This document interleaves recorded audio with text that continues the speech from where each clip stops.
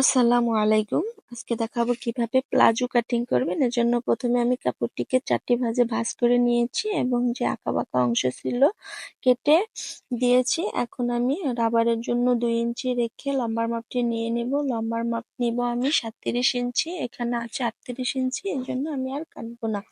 এখন আমি কোমরের মাপ নিয়ে নিচ্ছি। কোমরের মাপ নিয়েছি 14 ইঞ্চি এবং হাইয়ের মাপ নিয়েছি 16 ইঞ্চি।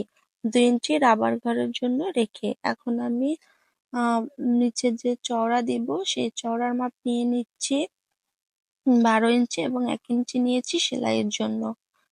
এখন আমি হাইয়ের দাগটি দিয়ে নিব।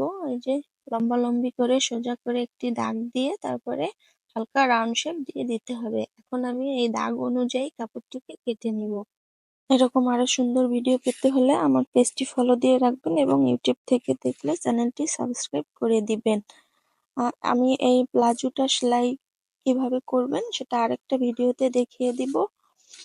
এই যে আমার হয়ে গেছে প্লাজো কাটিং। আমি বন্ধ সাইডটি কেটে দিব এবং নিচে হালকা রাউন্ড শেপ দিয়ে নিব। আল্লাহ হাফেজ।